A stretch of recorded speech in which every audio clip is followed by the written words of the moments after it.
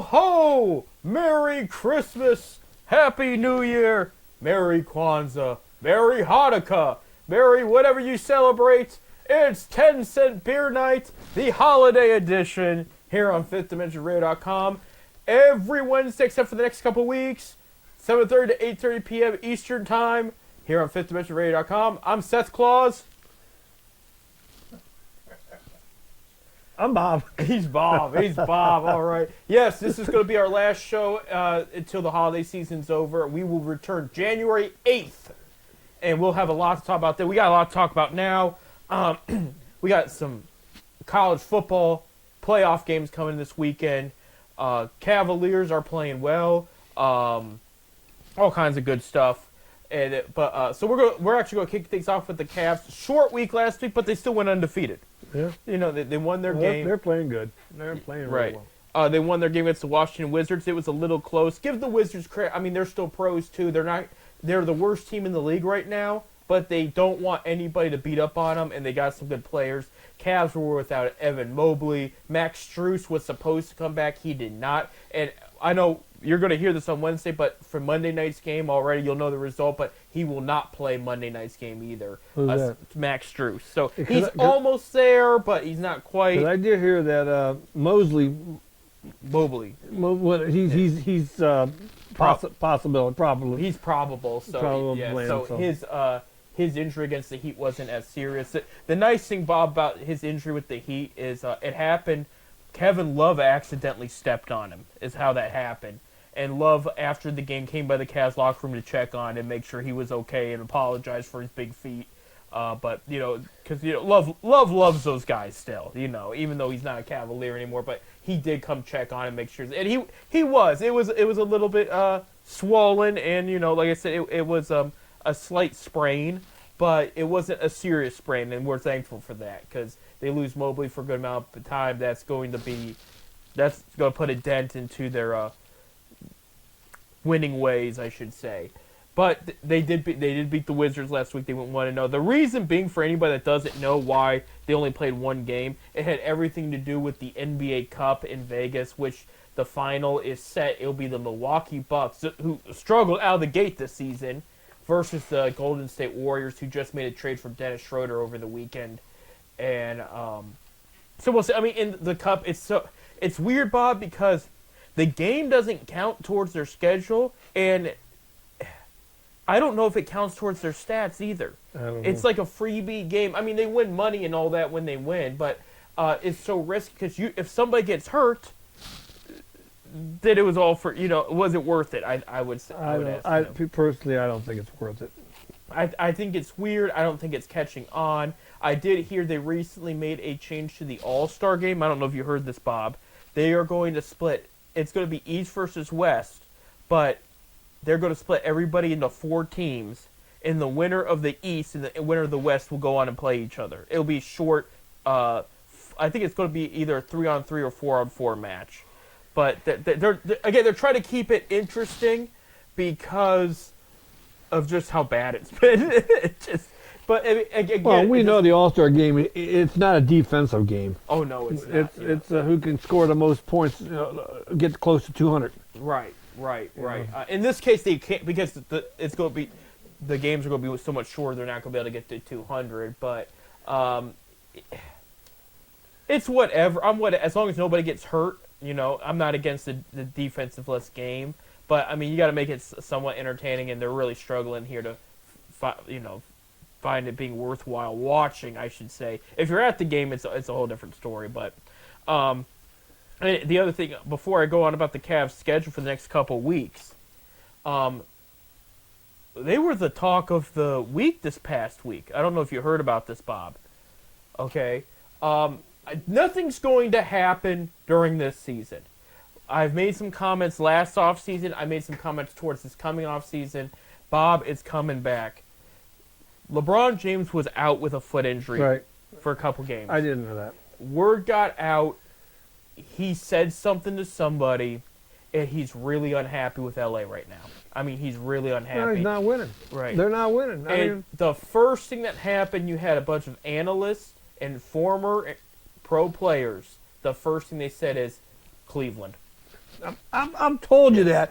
Been telling you that. He's coming back to Cleveland. I'm telling you, he's going to finish his career in Cleveland. I'm telling you. They didn't say Miami. They didn't bring up Golden State or any of the other teams. They said no, he needs to go because the reason here was the compliment.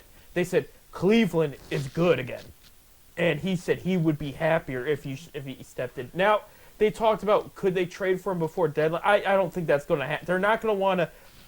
They're not going to get rid of half the team. I wouldn't ruin the chemistry we got right now. There's no way. And they said if there was a trade, Bronny would have to be in the deal, and I just don't see it. I think the best case here, if it's going to happen, and you're going to hear us probably bring it up on occasion, but this was the talk throughout the NBA rumor feed for the whole week. I'm not even joking. This wasn't just one day. Like they said, what's the plan to get LeBron back in Cleveland? I mean, that was multiple articles, multiple sources. Just it was all over the place, and I was shocked. Right now, this is getting brought up because I think they just didn't want to see LeBron suffer through what he's going through in LA because they're not playing very well. But and at the same time, the guy's about to turn 40 at the end of the month. Well, yeah, he's getting. I still say he's coming back to Cleveland. Yeah, I could see it. I think the best case scenario for the Cavs, and it was also I want to throw this out there. Cavs are talking to teams about potential wing upgrade. They're only if the deal's right. You know, Altman is not somebody that's going to do a deal just to do a deal. If the deal's right, he'll do it. Cam Johnson of the Nets has been mentioned. Herb Jones of the Pelicans has been mentioned. So guys with good size and good scoring ability have been mentioned. What would they give up for them? I have no idea. I mean, some names have been tossed around, but it's hard because they don't want to also part with a lot of the guys here. And there might not be a deal at the end of the day at all. Especially because you got to remember they're talking about wing upgrade, but Strus hasn't played yet. If Strus gets like locked in that small forward position and he starts playing well again, they might just say, "Look, we're just going to keep what we have." I did hear a versatile big man was brought, which I'm not against because like I love Tristan Thompson, but he's there to be a mentor. But you need a good backup for Jared Allen and Evan Mobley. That would just somebody off the bench with good size and good ability. And it doesn't have to be the biggest name, just somebody that's going to get it done. That would really, really help this Cavs team if they had another big man to plug into their system there. So, and again, I don't know who they're going to trade for. Again, Altman will look at his options here. We'll see what happens. But that's why it was brought up. It's like, well, what about LeBron James, you know? But they said, what would it take to make a trade complete with the Lakers? I mean, Caris LeVert, George Niang, you're probably going to have to trade your rookie, Tayson. And it's just, I don't see him doing it. I wouldn't do nothing this year. I think the best case scenario is, Bron got to play with Bronny. He accomplished what he wanted to there. It wasn't to win a championship necessarily with Bronny. It was just to play with Bronny. He's locked in a deal with the Lakers for 4 years. He can stay home in L.A. He's building a big mansion out there anyway, so there's going to be a home for Bronny. And by the way, Bronny's got millions now too, so he can buy his own home. But if LeBron were to take a cheaper deal, again, he's going to be 40, 41 next year. We're talking about next year. If he could take a cheaper deal and join the Cavs, then if for 1 year try to win a championship and then go off in the sunset, that would probably be the most realistic way the Cavs can bring him in, and it would work. Yeah, like I said, but I don't know if I'd want to take Bronny with him. No, we don't need that. We don't need those headaches right now. Bronny ain't having a great year in the G League. No, he did drop 30 the other day. That was his biggest game. And I will tell you too, there was an argument at the draft. They said who would be a better fit for him, and the Cavs were brought up not just because he was born in Cleveland, LeBron. They also said Cavs develop players well.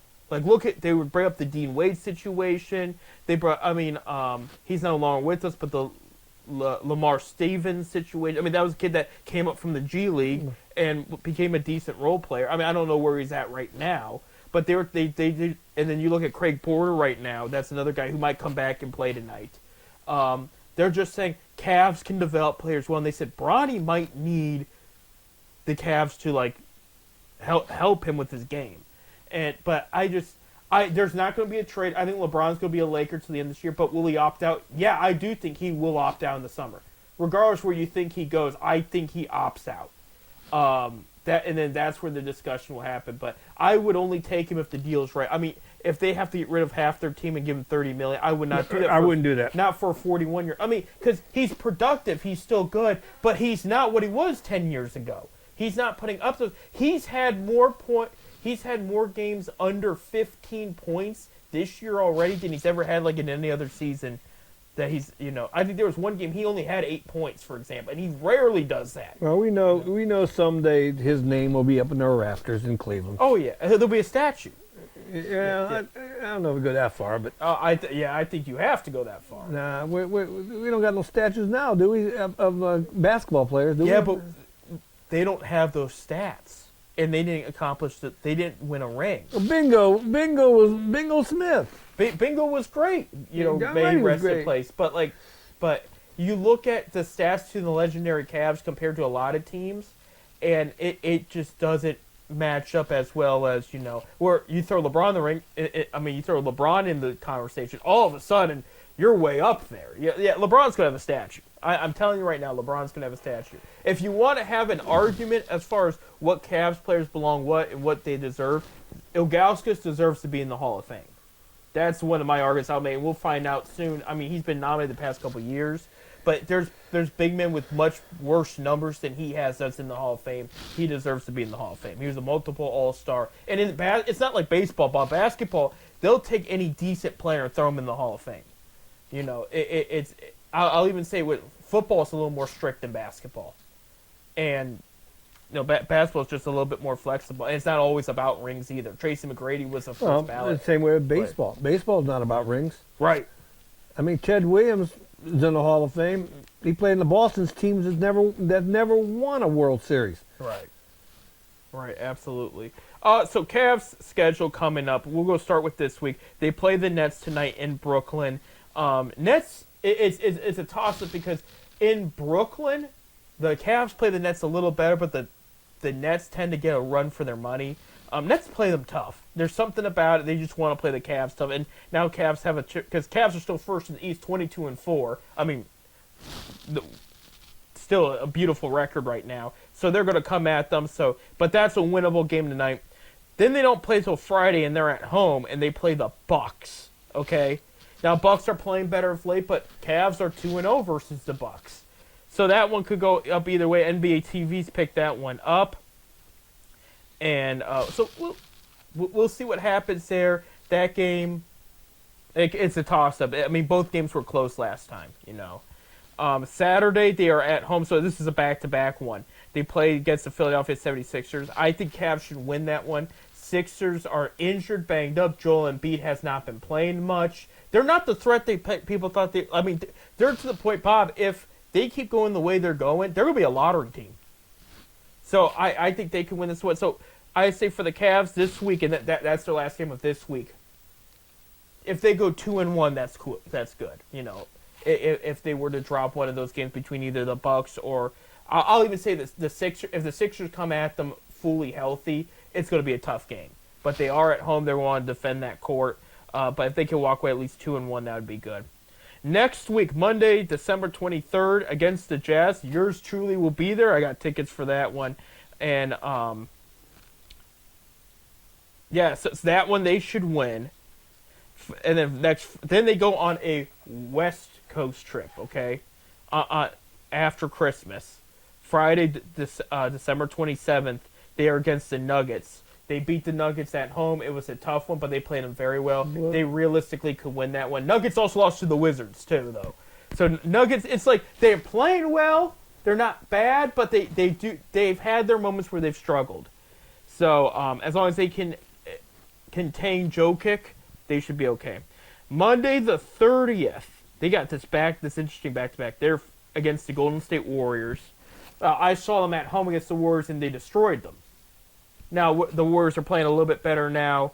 It's kind of because Warriors were going off hot, then they got cold, and now they're warming up again. They're in the NBA Cup and everything now.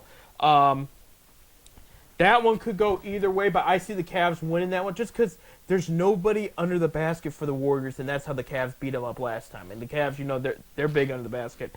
And then Tuesday on the 31st, I think that's the day after LeBron's birthday, they play LeBron. LeBron and the Lakers in L.A. on New Year's Eve night. Will LeBron be celebrating New Year's in a fashion, oh, I beat my team? Or will he be leaving that, going to the locker room, looking back at the team, saying, I want to be back on that team? You know, I mean, there's should have never left. Right. Cavs beat them up last. I say on that week, I'm going to say again, let's see. No, they played 4 games. 3-1.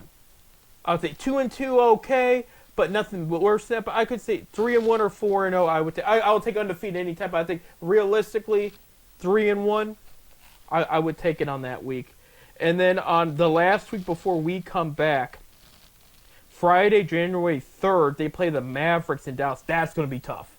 But the Cavs beat the Mavericks in Dallas. Dallas won the Western Conference last year. Right. They beat the Mavericks in Dallas last year without Donovan Mitchell, Evan Mobley, and Darius Garland. So if they're all healthy going into that, I mean, they can still win, but it's going to be tough. But that Mavericks team plays well. And then Sunday, January 5th, the West Coast trip is over. They come home and they play the Hornets, who they should beat. Hornets are a talented team, but they are beat up roster-wise. I mean, a lot of injuries. If they were fully healthy, the Cavs would still be able to win, but it'd be a tougher game. I'm not sure if that's the case here, but Hornets, again, I have them as one of the underdogs in the East. So that week, let me see. Hold on. Yeah, I jumped the gun. I was saying there was 4 games to win. The week of Christmas, there's only 2. I'll say they go 2-0. And then the West Coast week, they play 4 games, including the home game. That one, I'm going to say 3-1, okay? So I goofed up there. But a compliment to the Cavs real quick, because we got only a couple minutes left of this segment. I don't know if you heard this, Bob. They play the Oklahoma City Thunder, who are the top of the West, twice in January. National TV picked it up, both games. The game against the Thunder, we'll talk more about this when we come back from break. Actually, it'll be the day we come back. Wednesday, the 8th, against the Thunder at home, ESPN picked up. Well, ESPN picked up? ESPN picked it up. And then a lot of times it's TNT. On the 16th, so 8 days later, they're at Oklahoma City. TNT picked that one. Okay. So ESPN picked up game 1 and TNT picked up game 2. And they said because they're on the top of the conferences and they're both playing very well. And I'll tell you what, Thunder have played the Cavs well the past few years. So it's not going to be it would not be an easy victory if they can get it. I know the Cavs got the best record in the NBA right now. They're what, right, 21-4? 21-4. 22. 22-4. Yep, they won this past week. So good things going for the Cavs. Look, if the LeBron thing happens, it'll be obviously. But right now, this team is better than what LeBron has. This team is better than what anybody has. Well, let's keep it going. And we got to tell LeBron, there's no place like home. Right. There's no place like home. Right. And if he wants it, if he wants to come back, it's going to be a lot less money. But a lot more fun. Yeah. He would enjoy playing with these guys. And I'm telling you, if he wants to go out on a championship similar to what Peyton Manning did in his career, this would be the team to do it. I can't think of any other team where you stick him in and he makes it happen. You could say the Thunder, but it's not the same feeling. He wouldn't do that. Now, Kevin Durant might do that, but he wouldn't do that. But we'll talk more about that as time goes on. We're out of time for the first segment. We're going to take a break. When we come back, college football and MLB hot stove is heating up. Talk about that more. Stay tuned.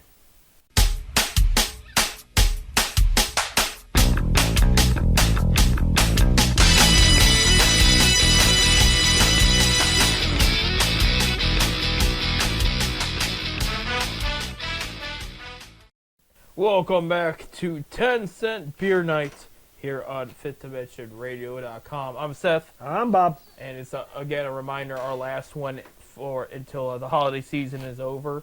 And there's been a lot of giving and getting in the Major League Baseball in this offseason. We'll start with a trade that happened last week. Well, before we get to that, we do want to dedicate this episode today to the family, friends, and loved ones of Rocky Colavito and the wonderful The Rock passed away. He did last week. What was it, 91 years old? Something like that there. And the good news is, and I think we brought this up, it would have been years ago if we brought it up. Right before the name change in Cleveland, they named a park after, because he was still decked in Indian stuff. That's why I bring up the name. So this was the last year they were the Indians, and they named a baseball field in the Cleveland area after him. He showed up. He was in a wheelchair and everything, and he was able to stand up, take pictures, and the whole thing. Had a great time. He did tell everybody, because the whole Calavito curse and all that about trading him. He did say he has forgiven the Cleveland Indians organization about that since, because before he was very upset. Yeah, He did not like. He left a bitter taste in his mouth, but he was able to forgive them before he passed away. And that was a few years ago. He said that, but just to know that he left on good terms with the organization before he died was a big deal. He still was a big fan of the city of Cleveland. Right.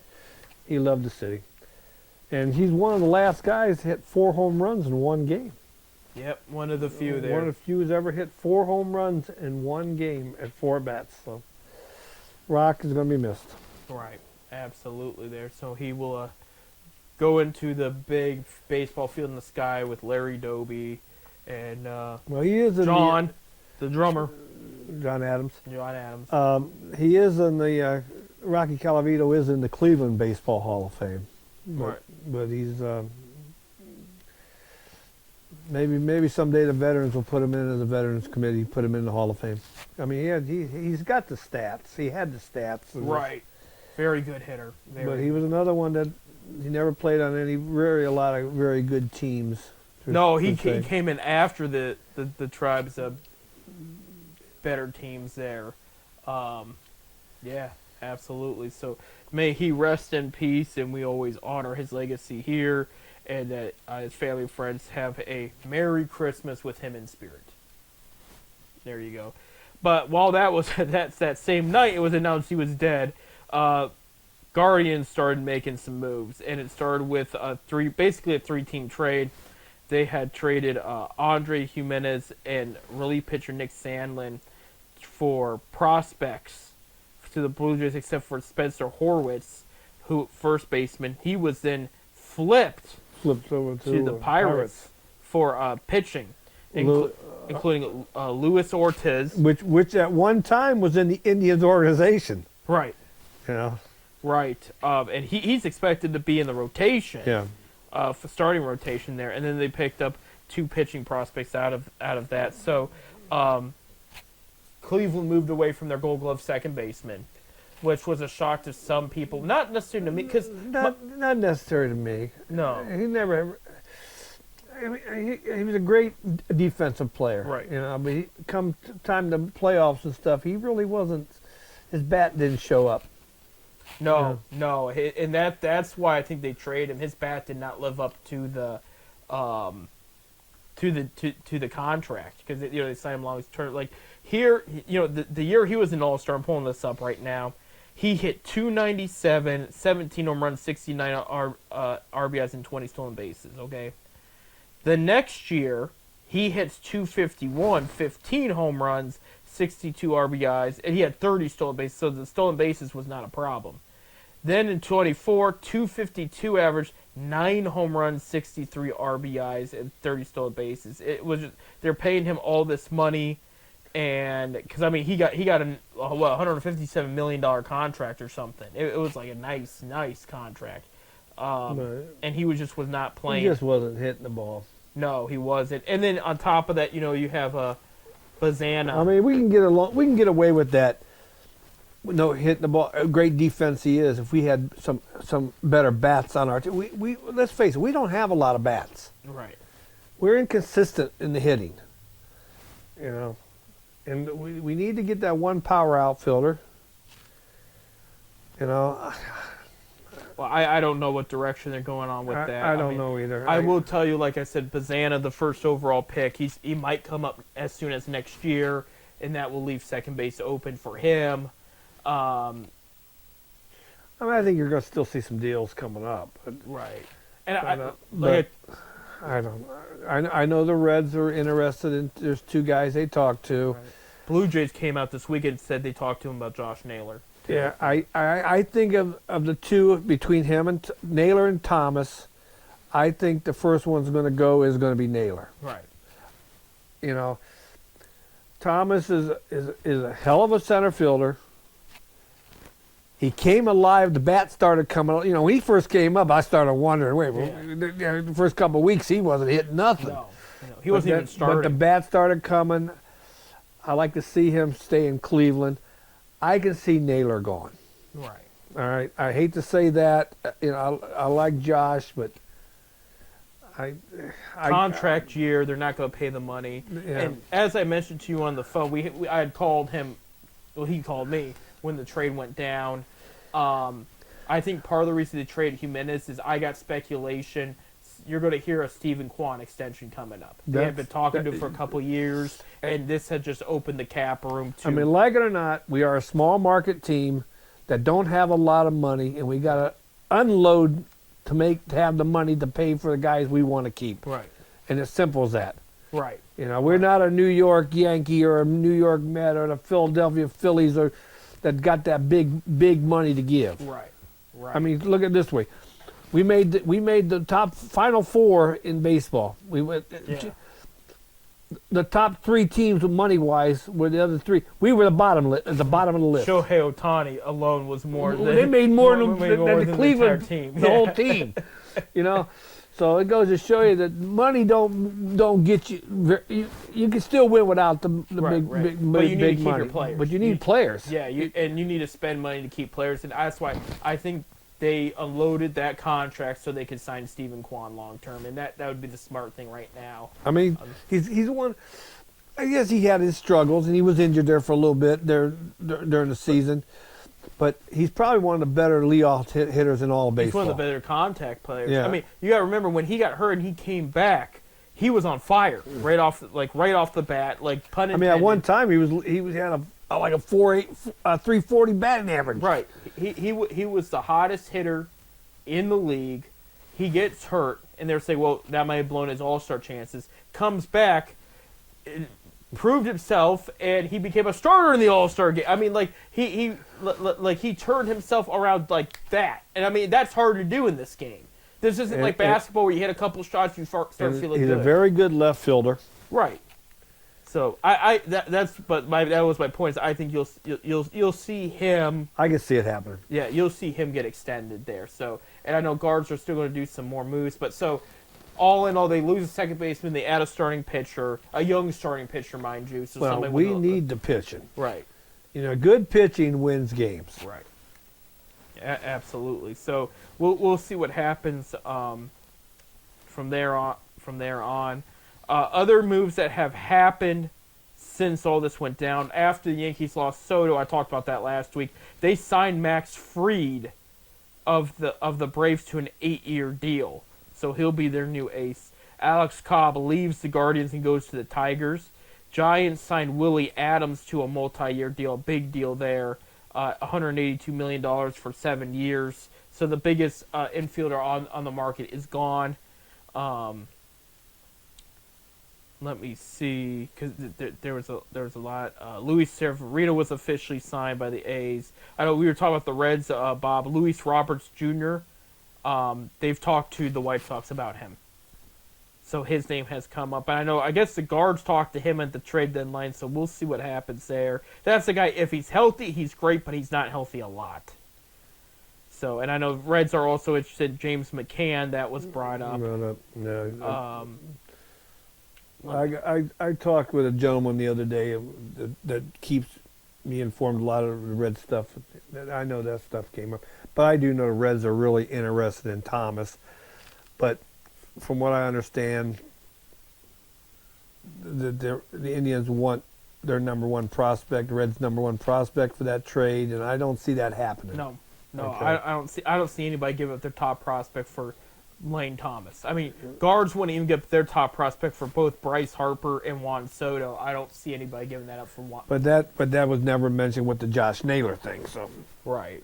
Well, that would be a crazy high asking price there. Yeah. Red Sox did trade for Garrett Crotchet last week, so that was a big deal right there. So Crotchet becomes just like Chris Sale, a lefty pitcher that goes from one Sox team to another.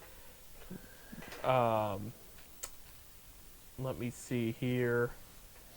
Rays signed Danny Jensen. They also traded one of their guys here.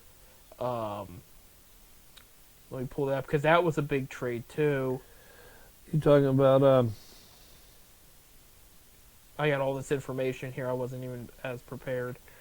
Yeah, is it for the Yeah, Jeffrey Springs. Yeah. He was traded to the Athletics. Yeah, right. The Sacramento A's or whatever you want to call them now, in a multi-player trade, which that wouldn't surprise me. I usually Rays don't trade guys like that right off the bat.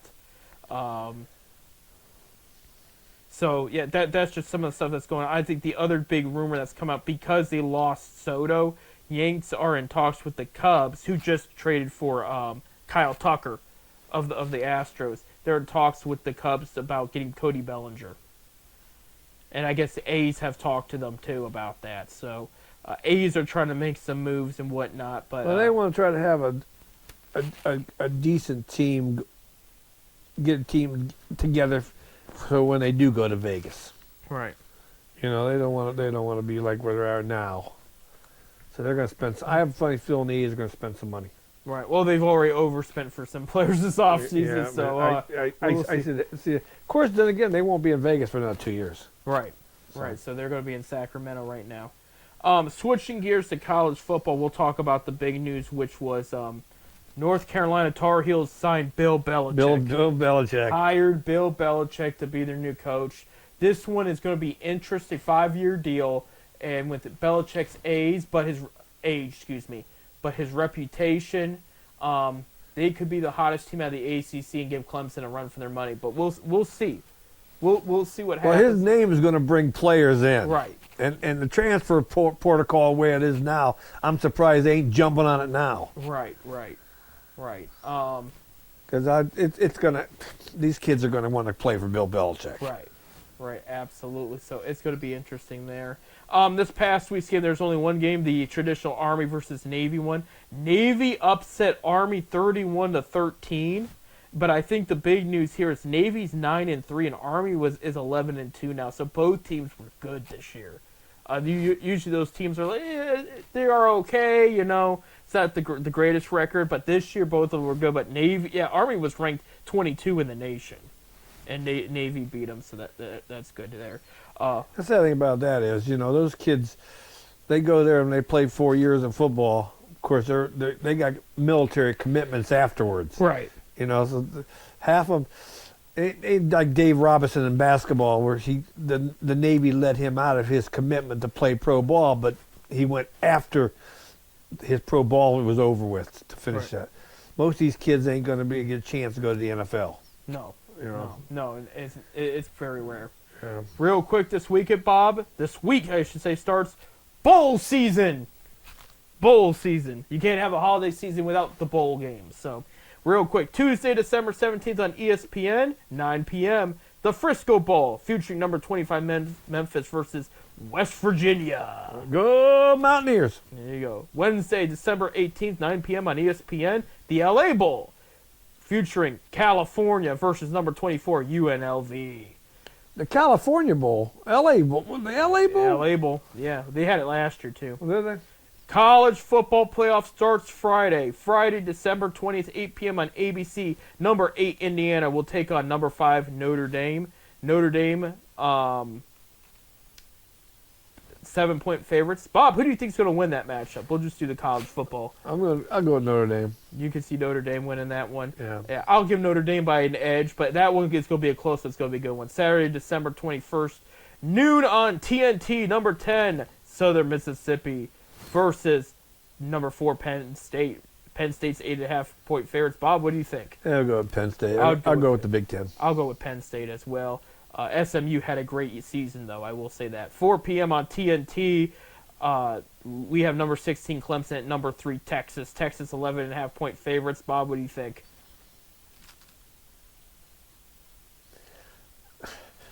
I'm going to go with Clemson. He's going Clemson. I'm going with Clemson. I got to go with Texas. They've played very well this year. They got 2 good quarterbacks down there, and Clemson was okay, but Clemson made it. I'm gonna go with Clemson. I'm trying to figure out why it's upset. Number 16 Clemson, and they made the bowl game, but they made the playoff, but that's okay. Well, there's a lot of teams that you wonder. 8 p.m. on ABC, we have Tennessee going to Columbus to play the Ohio State University Buckeyes, 7.5-point favorites. Bob? I'm going with the Bucks. He's going with the But my daughter and son-in-law will be at that game. Good for them. It's about time they cheer for our quality team. Go Buckeyes. I'm going Buckeyes too. They're going to win that one. Ryan Day's going to make them forget about that loss there. Because we're on I think they'll handle Tennessee. we're on holiday break after today, so the other bowl games coming up, and we're not even going to make college predictions for the round 2 and for so on, but that will be the following week there. But Friday, December 27th, 8 p.m. on Fox, number 21 Syracuse at let me see, Washington State. I always get that one messed up. That's the Holiday Bowl there. Saturday, December 28th, 3:30 p.m. on ABC, the Pop-Tarts Bowl. Where do I get these names at? It's advertising. Number 18, Iowa State will take on number 13, Miami. Watch out for that Miami quarterback. Browns might like him. 7:30 p.m. on ABC. Number 17, this is the Alamo Bowl, where number 17 BYU will take on number 23 Colorado. Colorado, hold on, I want to get his name right here, because there's 2 of them, and I'm afraid I'm going to say the wrong one.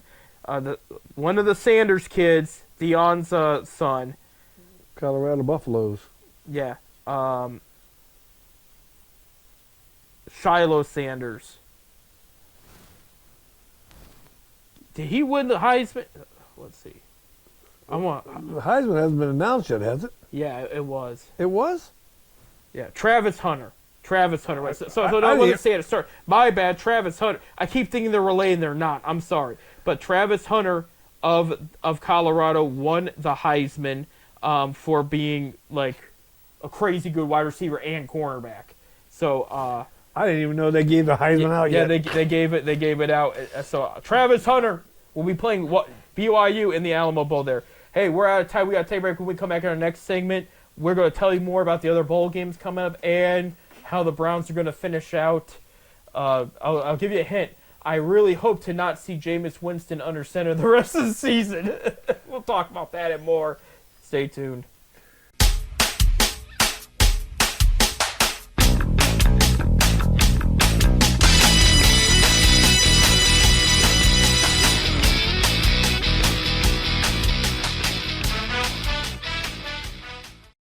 And for the last time in 2024, welcome back to 10 Cent Beer Night. I'm Seth. I'm Bob. All right, the last, bowl games that we have not brought up yet. We're still on Saturday, December 28th. Real quick, 9:15 p.m. on ESPN. We have the Independence Bowl, and that will be Louisiana Tech versus number 22 Army, who just lost to Navy this past week there. Monday, December 30th. We have Big Ten and SEC going at each other at the Music City Bowl. I think that's in Memphis. I think it's in Nashville. Nashville. It's in Tennessee. I knew it was in. 2:30 p.m. on ESPN. That will be Iowa versus number 19 Missouri. I think it'll be a good game. That is going to be a good game. That's going to be a good Tuesday, December 31st, noon on ESPN at the ReliaQuest Bowl. Oh my gosh, this is like the anti-Ohio State Bowl. Bama will take on the team up north oh man! In the real estate in the ReliaQuest Bowl there. Roll on Tide. Roll Tide. Roll over Ann Arbor. 3:30 p.m. on ABC, same day, Tuesday, December 31st. So New Year's Eve. We have number 15 South Carolina will take on number 20 Illinois. That would be a good one. Yeah, Thursday, January 2nd, your first bowl game of the 2025. And your last, actually, except for the playoff, will be the Gator Bowl on ESPN, Duke versus number 42. No, number 14, Ole Miss. So, there you go. I think not everything's listed, though, because I just, Max got... Yeah, Ohio's got one. Yeah, Ohio's got... Well, Ohio's in the... Toledo's in the Bahama Bowl. Oh, you know what? You know why? My stupid self. I had it set on only the top 25. That's why. I was going to say, because I know Toledo's in the Bahama Bowl. All right, real quick, we got to do this fast, Bob, here. before we have to talk. Oh wait, we just have to talk about the Browns, so we can take our time. Wednesday, December 18th. The games we did not mention on this broadcast: 5:30 p.m. on ESPN. The Boca Raton Bowl. Boca Raton. Boca Raton Bowl. Florida. Western Kentucky, potential new MAC school, will take on James Madison. All right. Thursday, December 19th, we have the New Orleans Bowl, 7 p.m. on ESPN2. That will be Georgia Southern versus, I've never heard of this school ever before, but Sam Houston. Sam Houston, yeah, that's in Texas. That's in Texas there. There you go. Friday, December 20th, noon on ESPN, the Cure Bowl featuring MAC champions Ohio U versus Jackson State. Yeah. 3:30 p.m. on December 20th, the Gasparilla Bowl, which will be Tulane versus Florida. It is supposed to be 70 degrees on that day. I mean, this is way out. This is a week later, so we don't know what it's going to look like, but still. It should be a good one there. Saturday before the college playoff games and a little bit during. Noon on ABC, you have this is not a bowl game, but you have South Dakota State, North Dakota State going up against each other, the traditional game there. 3:30 p.m. on ESPN, you also have this is South Dakota versus Montana State. So this is another like Division II kind of championship games there. I know Mount Union's still in the running for Division III. Yep. Monday, December 23rd, you have the Myrtle Beach Bowl, which will feature UTSA. UTSA, must be University of Texas Austin, maybe. Yeah, and then Coastal Carolina will go at it. In Myrtle Beach Bowl. Yeah. That's a home game for Coastal Carolina. They're right on Myrtle Beach. 2:30 p.m. on ESPN. You have the Idaho Potato Bowl featuring Northern Illinois. A MAC school will take on Fresno. And going on the next week, Tuesday, December 24th, you have the Hawaii Bowl. USF, that's University of Southern Florida, will take on San Jose South University. Thursday, December 26th, you have the Game Above Sports Bowl, which will feature Pitt versus MAC team Toledo. Okay. Pitt's probably going to beat them up. We'll see. They're 7-point favorites there. 5:30 p.m. on ESPN, the Rate Bowl, which is Rutgers versus Kansas State University. And then 68 Ventures Bowl at ESPN, 9 p.m. And this is, again, on Thursday, December 26th. You have Arkansas State taking on Bowling Green, another MAC school there. So there's four MAC schools. Yep. Friday, December 27th, noon on ESPN, the Armed Forces Bowl, Oklahoma will take on Navy, who just won this past week. 3:30 p.m. on ESPN, the Birmingham Bowl, which is Georgia Tech versus Vanderbilt. 7 p.m. on ESPN, the Liberty Bowl, Texas Tech versus Arkansas. That would be a solid one.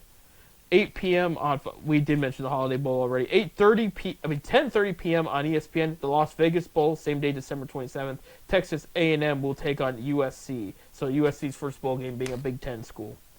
Saturday, December 28th, 11 a.m. will be on ESPN. That will be the Fenway Bowl. That is UConn versus North Carolina. Their last game before Belichick takes over. Noon on ABC, the Pinstripe Bowl, which is Boston College versus Nebraska. 2:15 p.m. on ESPN, the New Mexico Bowl, which is University of Louisiana versus TCU. 4:30 p.m. on the CW, Arizona Bowl, which is Miami of Ohio, MAC school. There's all five. Yep. Yeah, five. The MAC's got five bowl games they can go to. Yep. Colorado State is the other one.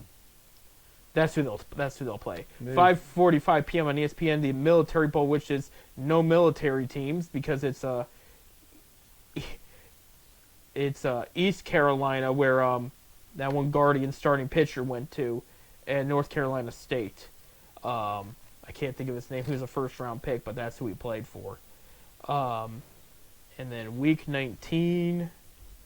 Let's see, the ones we did not mention is 2 p.m. on CBS, December 31st, Sun Bowl, Louisville versus Washington. Washington's first bowl game as a member of the Big Ten.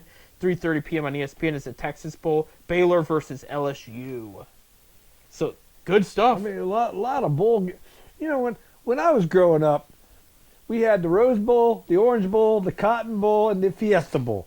and the Sugar Bowl. We had the 5 main. That was all we had. That's all we had. I don't. We got 144 Division I schools, and half of them go to bowl games. Right. Oh well. It's money. We know it's money. And I'll tell you, some of these bowl games, including the random ones, I know everybody's will be hyped with the playoff, as I am too, being an Ohio State fan. But some of these bowl games are fun to watch. You create a lot of great memories with it, and scouts watch these players at these bowl games, so you get to see who explodes, whose rankings move up on the draft board. By the way, speaking of that, Eiler, the quarterback for Penn State that went to Medina, has announced he will not declare for the draft. He is coming back for his senior season at Penn State. I believe a lot of them should. Yeah, and that's one guy. Right now, they would say he's a third-round pick quarterback. They were saying first at the beginning of the year, did not quite have the season he was. So even though Penn State was really good, they're in the playoffs. Did you mention Marshall in a bowl game? I didn't see them listed. Well, supposedly they rejected a bowl game because they got 30 kids on transfer protocol.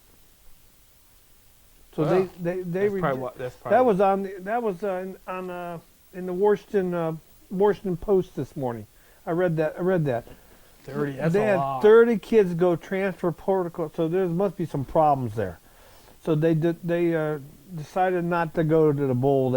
I guess they was going to go to. Yeah, so they must have been replaced because they weren't listed. And I did have all games listed there. So, Bob, we got to talk about it. The Chiefs game was garbage for the Browns. It's just garbage. Because this is our last show until we come back. By then, the Browns will be done. We're only going to be talking about the Browns the rest of the season, looking forward.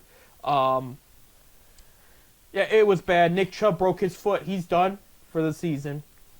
Jameis Winston played like garbage, like just bad passes. Dorian Thompson-Robinson came in the game. But while we were on break recording this, Stefanski was reported saying he has not committed to Jameis for the next game, which is was supposed to originally be Thursday, and it got moved to Sunday, 1 p.m. in Cincinnati. Bob, how do you feel about that game going? Let's say Dorian Thompson-Robinson starts. Defense, by the way, defense has not played bad, mind you, all year round. It's just, I believe it's the offensive play calling myself. I'm sorry. That's just some bad plays. Yeah.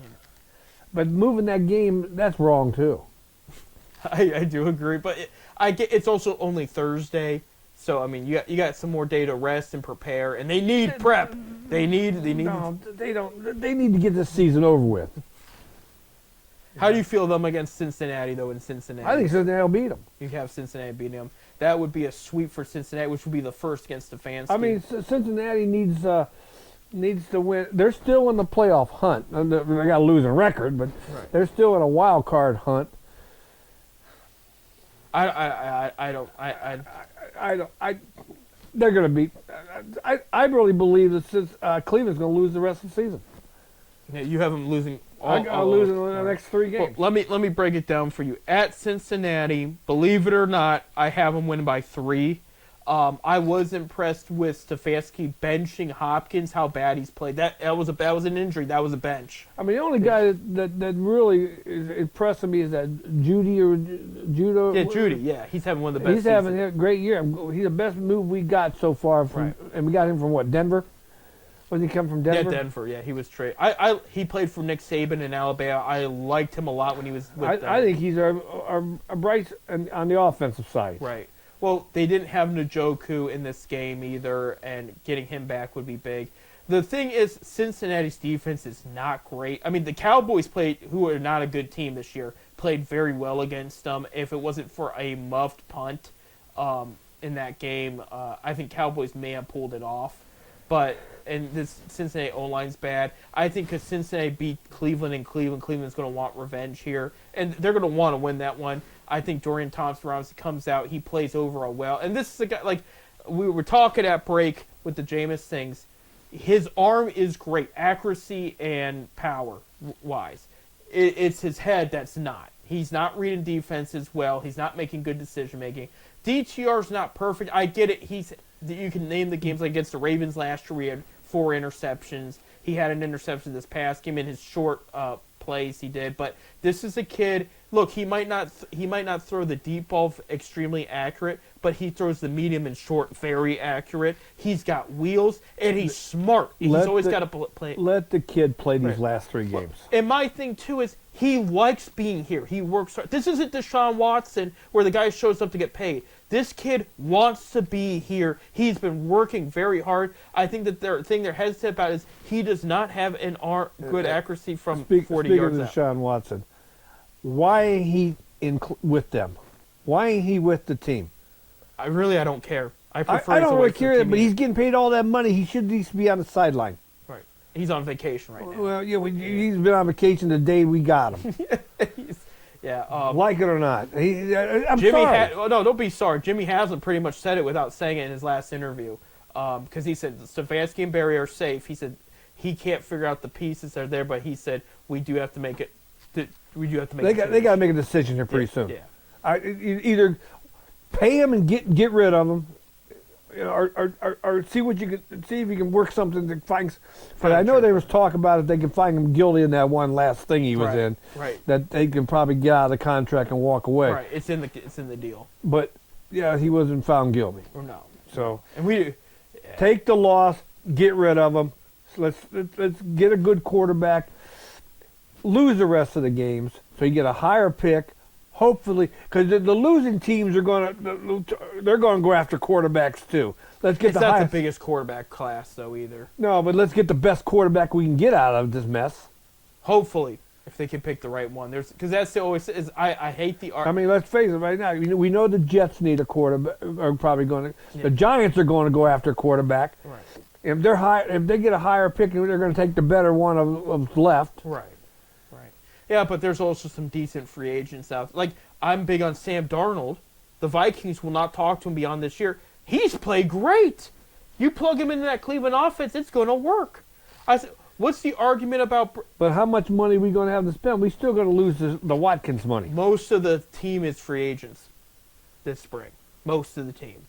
So, and I know there's a couple guys I want back. Nick Chubb being one of them, Elijah Moore being another, Greg Newsome another one. I mean, if you let Watson go, we're still probably $100 million in a hole. I don't know how that works. I'm not saying you're wrong. I'm just saying I don't know how it works either. But, we gave the guy, he's 5 year, how long has he been with? 3? So we still owe him 2 years. Yeah, he's got of $240 million. He's got guaranteed. $92 million next 2 years, yeah.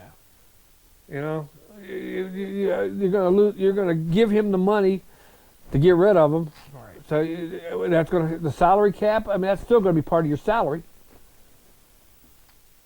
That was the biggest, stupidest mistake they ever did. Jimmy Haslam did, yeah. Well, but I really believe that Barry had something to do with that too. He helped, but it was Haslam's idea to keep pushing it forward. Barry had the conversations, but it was Haslam. Once he said no, Haslam said, okay, make him say yes. And he said, here's the pocketbook. What can we do? Yeah. Well, it didn't work. It's not though. And the Buccaneers. I mean, don't get me wrong. He's been hurt, and I'm not holding that against him. But he hasn't put the work in. His heart's not there. He's not with the team, like you mentioned. Well, when his first came out and said, I don't want to be in Cleveland. Right. But all of a sudden, he wants to be in Cleveland because $240 million? After Nick Chubb healed from his surgery last year, he was with the team. Remember that. This is Nick Chubb I'm talking about. He's out for the year. He heals from his surgery, where he can walk to a point, like on crutches. He was in the locker room and everything. Deshaun showed up a little bit now and then, but he's not here now. No, that's the point I'm trying to make. And if I was Jimmy Haslam, I'm giving you $90-some million next year. Get in the goddamn sideline. Oh, man, we only got a couple minutes left. We got a lot to... So, real quick, after the Bengals game next week, yours truly will be there for the Sunday night game against the Dolphins. I'm on the fence if they'll win this one or not because Dolphins are... And this coach, McDaniel, is horrible in cold weather. I mean, the stats are horrible. I mean, we're talking about 4 years, including this season, 4 seasons under this guy. They cannot win in the cold. Well, so this is going to be a cold night. How you know? This is northeastern Ohio. It's in the 50s today. Right. I'm just going to roll. It's going to be a cold night. anything can happen. And then you have the Ravens on Sunday the 5th. The thing is, if the Ravens clinch, they're going to play the backups that game. That one's up in the air too. But if they need that game to win and they put their starters out, the Browns will lose. Well, Steelers clinched yesterday. Yeah, Are they going to start playing their backups? Not right away, but on the last game they will. Yeah, but yeah, with the playoff race there, yeah, Kansas City, Buffalo, Pittsburgh, and Houston have clinched in the AFC, and then in the NFC, Detroit, Philadelphia, Minnesota clinched. But yeah, so Tampa Bay's in third now. LA Rams are climbing up. Green Bay Packers won, and they're climbing up. Washington. Well, they said Pittsburgh clinched in the AFC. Yeah, Well, in the AFC. AFC. Yeah, they clinched last night. So that's They lost and still clinched. real quick. We're about out of time, but Bob, what were your sports highlights for 2024? Your horses or anything you could think of you liked? Nothing. He says. Well, I'll tell you, it was the Guardians. The Guardians. Went farther than I thought they would. Right. I really Took did. one from the Yankees. Went farther than I thought they were, and a lot of people didn't have them even making the playoffs. So, Right. yeah. Mine would be, if we're talking just Northeast Ohio sports, Donovan Mitchell signing that extension, because watching Jim Thome, Manny Ramirez, and LeBron twice leave, and Mitchell not, that was a big deal. Speaking of the Guardians, Tom Hamilton's in the Hall of Fame now. Yep. Yeah, congratulations to Tom. Tom Hamilton, the Guardians, Indians Guardians announcer for the last 30 years. The Elmer Frick Award. Right. The best broadcaster in all baseball. His name will go into the Hall of Fame now. So that's a big deal. Big deal. There's definitely an icon in Cleveland there. Hey, with all that being said, guys, thank you for listening and tuning in 2024. A lot of good things in our sports world are happening, will continue to happen. We look forward to talking about them in 2025. Producer Bob, Merry Christmas and Happy New Year to you and your family. Bob, Merry Christmas and Happy New Year to you and your family. I did ask Santa the other day for a horse that could win the little brown jug next year. That's a big present in his knapsack there. I don't know, but everybody have a happy, safe holiday season. Stay warm. Be good to each other. We will be back on January 8th, and we're looking very forward to it. Watch a bowl game. Watch some basketball, college or pro. We didn't even talk about our college teams this time, but we'll have more. We'll definitely have a lot to talk about in conference play when we come back, and we'll make sure we catch up on that next time there. So, with all that being said, have a blessed holiday season. Merry Christmas, everybody. See ya next year.